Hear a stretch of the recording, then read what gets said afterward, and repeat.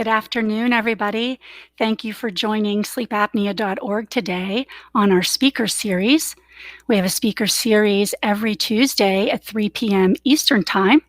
If you log on to our Facebook page or subscribe to our YouTube channel, you can get notifications of all the videos and experts that we feature on a weekly basis. So please go ahead and do that. It is the beginning of February, and February is the start of Black History Month. And we are taking this opportunity, sleepapnea.org, to raise awareness in all communities about the communication on sleep health, education and awareness on sleep apnea, and to discuss the access and care and therapy that all of our communities are facing. So I am happy to have here today Ernestine Key. She is our member of the board, sleepapnea.org, so we're happy to have her today. She's been on a couple of other videos with us. And we are excited to welcome back Dr. Alicia Chung. She is the Assistant Professor, Department of Population Health at NYU. So I'm happy that you ladies could join us today. Thank you very much. Thank you. Thanks for having me. I'm going to kick it off with you, Ernestine. Can you tell us a little bit about your relationship with sleep apnea? Yeah. So thanks for having me, first of all. My relationship with sleep apnea, for the most part, was passive and kind of periphery before my late husband passed away after being diagnosed with it and living with it for 5 years. So before then, I didn't know anything about it. Other than when he had a stroke. So when he had a stroke 5 years before he passed, that was when I first even heard about it and became familiar with it. And then from there, my relationship shifted to kind of maintenance of the condition because he had it, because after he had a stroke, the sleep apnea became a part of that recovery piece that we had to take into consideration. So making sure he wore his CPAP machine, keeping it clean, getting the training that they provide on how to use it properly, those kinds of things became more present and prevalent for me with the condition. And of course, my relationship with the condition also shifted after he passed away from it, because when he passed in his sleep without his machine on, my role shifted from a passive periphery role to a more active role with the condition and wanting to help others, especially men with African heritage, to think about their relationship to sleep conditions and taking it seriously as something that can be treated. So that's my relationship with it. Yeah, thank you for sharing that story. It's, that's one of the things that our organization really tries to do, is to educate through the sharing of stories, because it's, makes something very relatable to everybody. Before your husband got his CPAP machine, did you or he factor into your overall health, thinking about sleep, talking to your doctor about sleep? No, we didn't. My late husband, so we were married for 15 years. And for the whole 15, he was a snorer. So he snored in his sleep, but I never saw that as a symptom of something that needed to be considered to go see a doctor about or anything like that. There were other family members who also snored in my family, and so snoring to me was just considered something that you either do or you don't do, but definitely not something that you need to go get treated necessarily. And then I'll also add that I have a brother now who is a long haul driver, and so he and I have been having conversations just about like sleep deprivation and sleep conditions to consider, because sleep apnea is a trigger for me to have another person in my family or another loved one who could potentially be walking around undiagnosed or untreated, makes it a serious thing for me. Yeah, I can fully relate to your situation in regards to your husband snoring. It was the same with mine. There was this whole protocol that we had to go through, which was I needed to fall asleep before him because once I'm asleep, I was okay, but if he fell asleep before me, that noise, there was no way. I could never get to sleep. And it wasn't until we had our daughter that, so my mom came to help for a little bit, and the baby's kind of in the bassinet in the room with us, and my mom would come in, when she started to cry, help me out, and she was the person that said, "Your husband's not breathing. Do you realize when he's snoring, like, there's that the very stereotypical pause and then that big intake of air." And I mean, we were in our early 30s. I had never heard of sleep apnea. I didn't know anybody that had it. And yeah, so the snoring thing is a big puzzle piece, I think, for a lot of people. So you talked a little bit about your brother, and working with him. How do you find the apnea awareness is going even further out in your family or your community? Since you had this situation experience with your family and you're so passionate about it, how's it going with that outreach? Yeah, I first want to respond to your notion about being a wife of a patient and just say, yeah, when I would hear it, I didn't know that he was gasping for air. I just thought he snored really loud or really weird. But so yeah, it's something that those close to them those people who are closest to those patients can be mindful of. So I'll add that piece to what you just shared.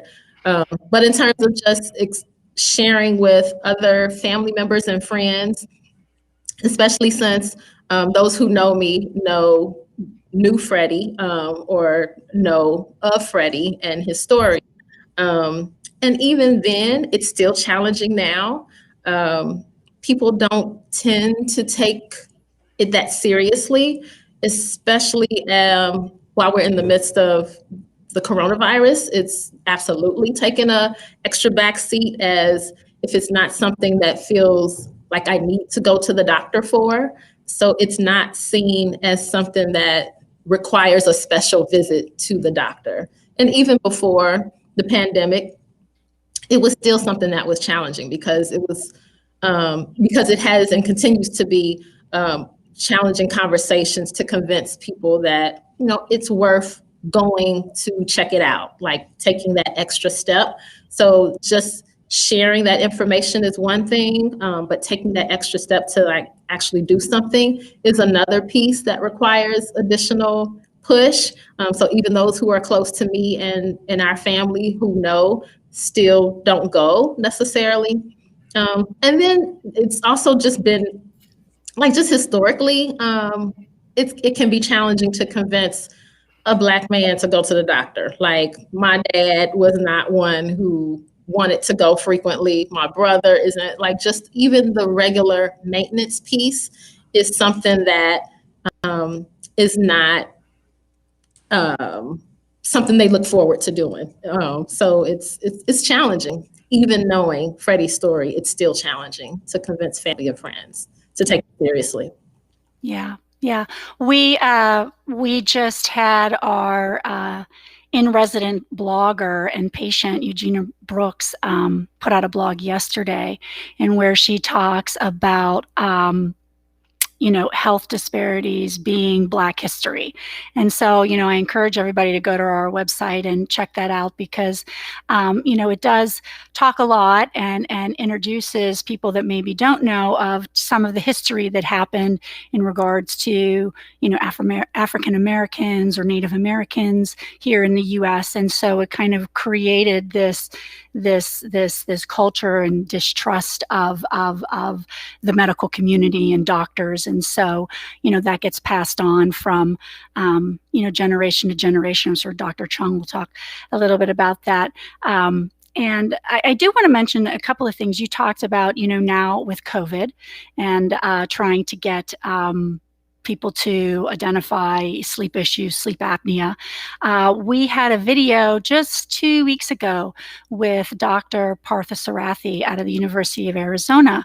And I encourage everyone to take a look at that, because his research from that university was showing that having undiagnosed apnea puts you as a risk for COVID. You are actually doing better if you have been diagnosed and are treating it in some capacity. If you are not, then that puts you at a bigger risk for even possibly getting COVID. So I think that's it's a great video. Maybe some of our team will probably put that in the chat here on social media, so everyone can go and check that out too. So. You talked about, talking with your family and, sharing this stories, and, that it is hard to, convince people to take that extra step in regards to really anything with their health, whether it be better diet, better exercise, reaching out to their doctor with sleep. Have you had some successes? And if you did, do you, in reaching out to your family, been able to cross that final hurdle? Can you share any tips and tricks for anyone out there that's trying to, get their family member over that last little bit? Yeah, that's challenging too. I don't think I have the silver bullet, but or even any like intensive tips that I would give. I feel like it's sometimes hit or miss. I do find myself engaging mostly with, men with African heritage to really help them think about, how they could just go get tested. But even there's lots of information. And so the information piece is somewhat easy because we all have laptops or smartphones, like we're walking libraries. So the information piece is there, but it's that incentive to make a move to actually do something about it that becomes really hard. And there's lots of, not just what you mentioned about, trust in our community, which is with really good reason, for sure, historically. And that plays into it. And sometimes we also have the notion of uninsured and underinsured people in our community that look to going to the doctor as something that they do when they have to. And this is often seen as an elective, optional thing to consider. So it's not a high priority.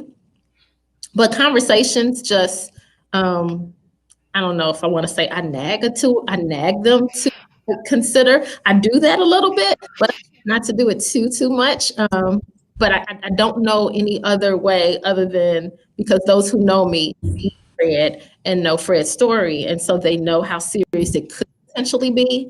They know how serious it could potentially be. And so the hurdle of going to the doctor still resonates for many, like, oh, I have to go and I have to get something prescribed and I have to spend the night and get this sleep study and how much will this cost? And and the cost ranges, like you never know if you're going to be paying a little or a lot. And there's these different treatment options that are available. But the most commonly known one, and the most commonly known one for me as well, is the CPAP machine. So just the thought of sleeping with something on your face, for some people feels claustrophobic or scary or not so sexy and all of those things. So, there's so many reasons for people to say, nope, nope, nope. But there's a big, big reason to say yes. And that is, I want to live a healthier life. I want to live a longer life. Like, this is what's best for me.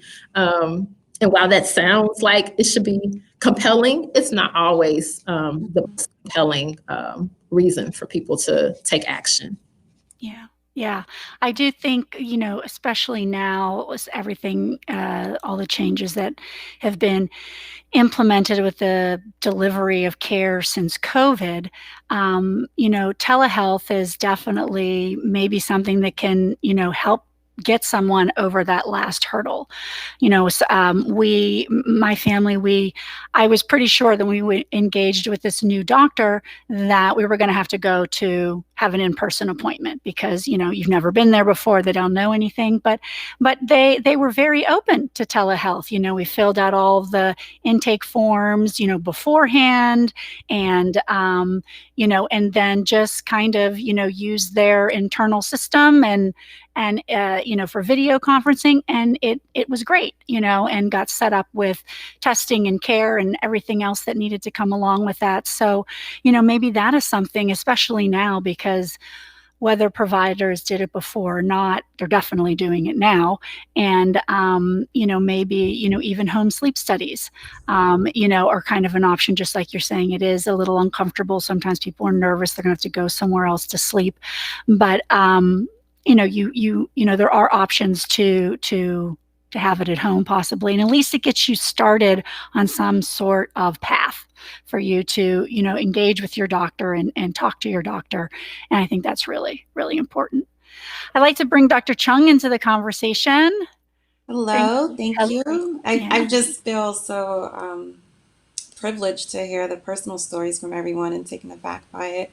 A lot of what you're discussing is very much connected to the research that we do in terms of addressing the barriers to healthcare, addressing the distrust in the African American community. And I think it's something that's historical, but also current and very evident given the pandemic.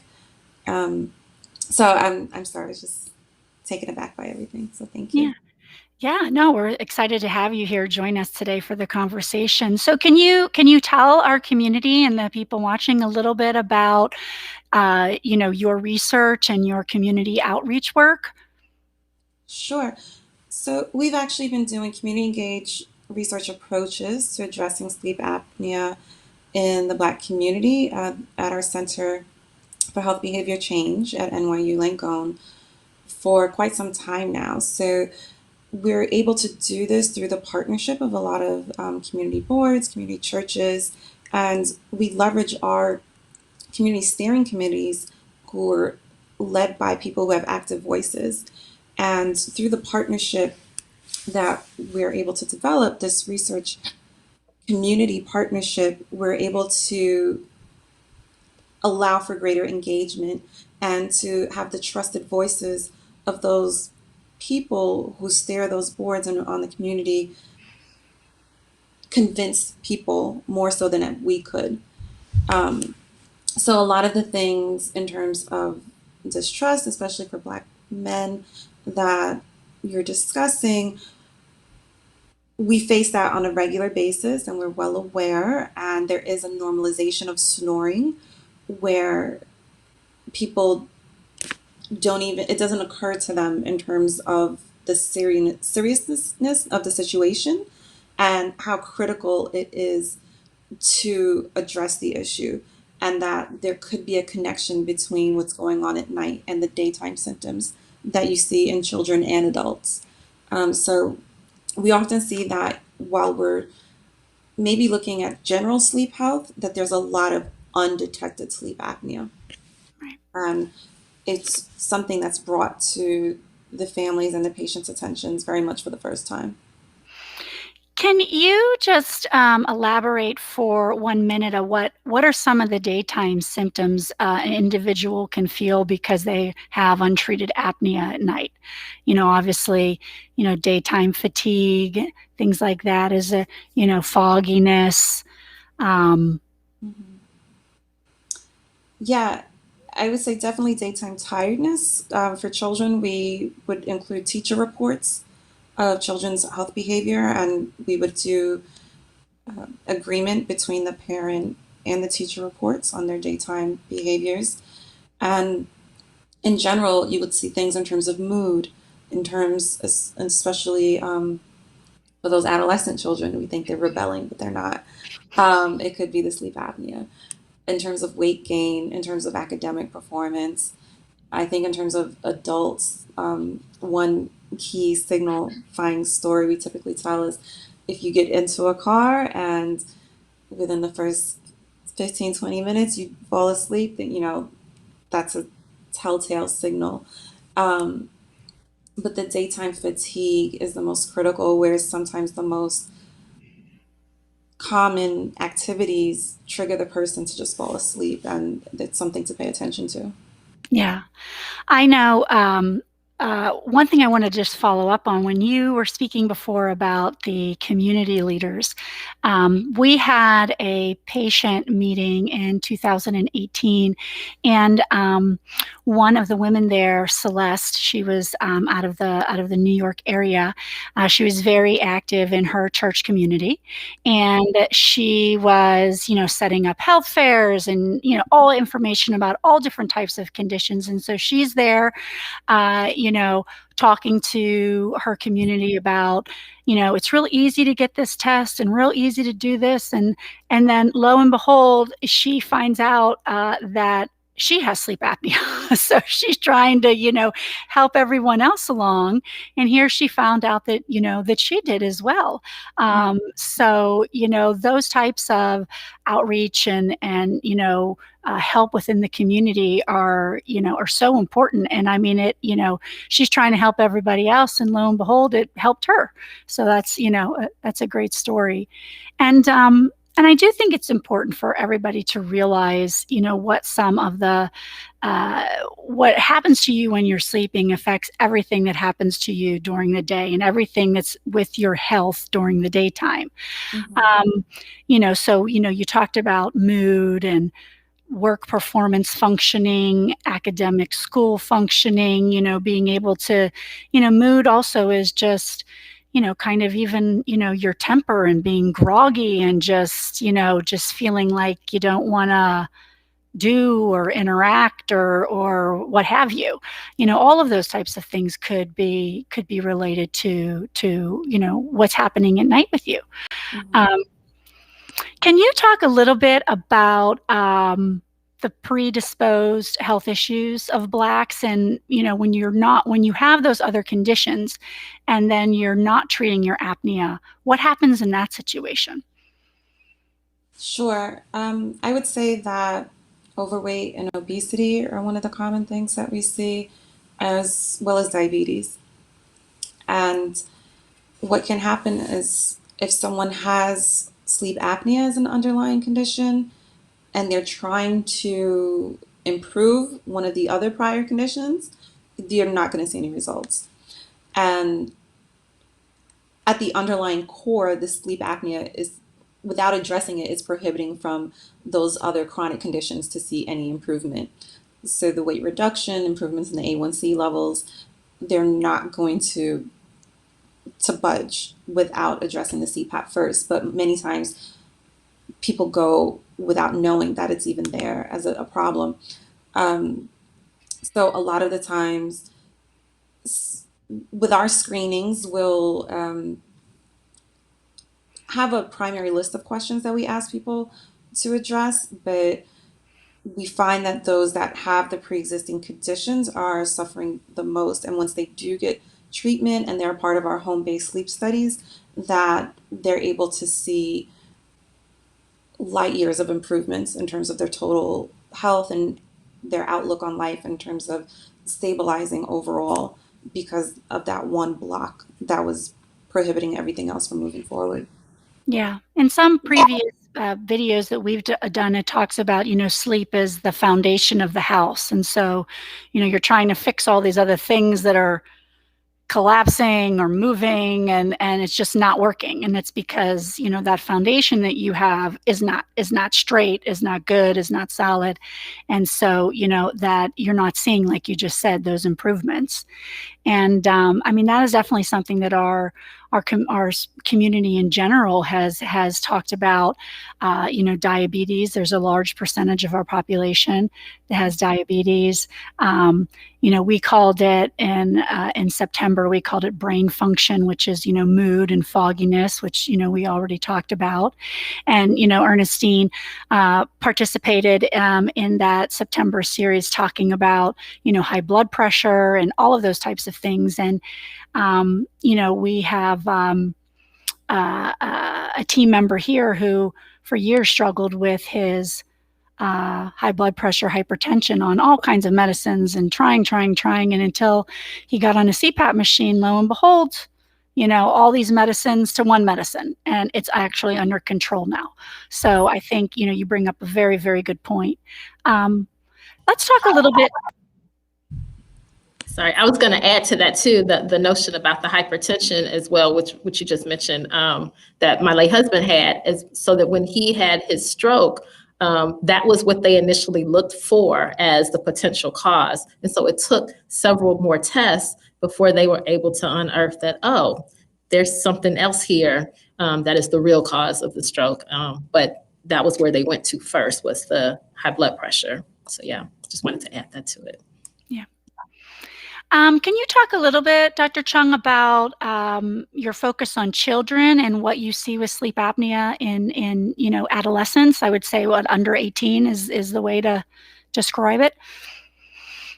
Sure. So most of my work with pediatric sleep is mostly in early childhood. I would say anywhere from 3 to 8 years old, a little bit in adolescence. And we find that when we're generally looking at studies to provide overall sleep improvements or sleep aids with the children, that our studies may not be always intentionally looking at sleep apnea, it may look at overall sleep health. And then we find that there's a significant portion of the families that are completely unaware about it.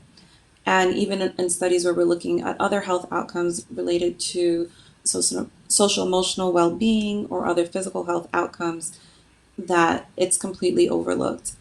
And similar to what came up in conversation in terms of other people recognizing it, whether it's the spouse or another provider, such as the cardiologist who may be trying to assess the hypertension, that a similar approach of needing everyone involved, all of the adults in that child's community, to be a part of this detection process. And that includes the teacher, that includes the primary care physician, the pediatrician. Everyone is part of figuring out this puzzle, where in families where it's not something observed from someone else in the family or directly from an immediate family member, such as a parent, where they may have a heightened awareness that this is a possibility, it is more of a process. And it typically ends up being that children in the Black community are detected later. And once they do, we find that they're very much engaged in the process and very much an advocate and wanting to find the best possible solution for their child and to get them on board, but that there's a lag time in that detection, and it just takes a while to get them to even understand what's going on here. So I think that's the most unfortunate thing that I see, that even when we're looking for other health outcomes that we can see in the data just from the screening questions, that there's an indication of a possibility of sleep apnea. And I think for me, the biggest hope or wish that I would have is that people could detect it earlier and recognize the symptoms a lot sooner and seek out the detection for their children and their family members, because it has so many implications in terms of the opportunities and how that child is classified. And I think especially for a Black child in America, that it's just something else that could hinder their opportunities. Yeah, that's one of the goals of sleepapnea.org, is to raise the awareness that that there are other individuals that have sleep apnea that don't look like the stereotypical person, the large male, overweight, in their 50s-ish or older, that it's women, children, people of any body type, that could have this condition. So there is not a look or a person or a gender or something like that it just is focused on. And when it runs, when it's in a family, it sometimes runs in families, because of facial features and everything else, from hereditary that can complicate. So if there is sleep apnea in parents and grandparents, then you should look at that in regards to your children. So, well, let's get started to wrap up here. This was so great to have both of you here with us today. Any final thoughts, Ernestine, before we sign off? Just want to thank you for the chance to be able to share and hopefully educate some more folks, get people more interested in understanding, maybe even creating a sense of curiosity about it, because sometimes curiosity is enough to get people to get their own education about it and then to move them to action for whatever they think would be important for themselves or someone they love. So thank you for just making the time for this conversation today. Thank you. And Dr. Chung, any final words? I just wanted to thank you for inviting me to be a part of today's session. I had a lot of fun speaking with your audience, and I did want to see if there were any questions in the chat that we wanted to close out. I do think that for children who also may be diagnosed on developmental spectrum, they are also a part of the studies that we conduct. And I think it's even more critical to address that child's sleep apnea because of the developmental problems in terms of how it could affect their school performance and just another added layer of challenges that it could hold for them. And I think it might lead to drastic improvements in terms of the child's mood and how they're able to stable out during the day. So I did want to, acknowledge the people in the chat that we do see you and thank you, and appreciate all the good messages that are out there. And thank you for everyone who was a part of putting this on today. Yeah. I thank you, ladies, so much for joining us today and speaking to our community. I do want to make sure that everybody knows that sleepapnea.org has a new program that's available, Awake Peer Mentor Program. You can find out more information on our website, www.sleepapnea.org, and we are looking actively for mentors to join the program. And so this program offers virtual over-the-telephone support. Experienced CPAP users can help those that are new with the CPAP machine or experiencing some issues. You just give each other a ring and give each other a call to, as you being an experienced user can help with mask leaks and what does a ramp mean on my machine and how does that work? How am I supposed to clean this? We've all struggled with training and getting information from either our DMEs or our doctors. And so this is another way to get that information and stick with the therapy that's going to help you feel better and do better in your daytime lives. And so if you are an experienced CPAP user, please go to our homepage. You can click right there, learn more about the Peer Mentor Program. For those that are eligible, there is a $50 gift for you to become a peer mentor. So we hope that if you are a CPAP user or know somebody that is, it would make a great mentor, please send them over to our website. Well, thank you, everybody, for joining us today. I really appreciate all the information that you gave our community, and we'll see you ladies soon in the future. Thank you. All right. Thanks, everybody. Bye. Have a good afternoon. Take care.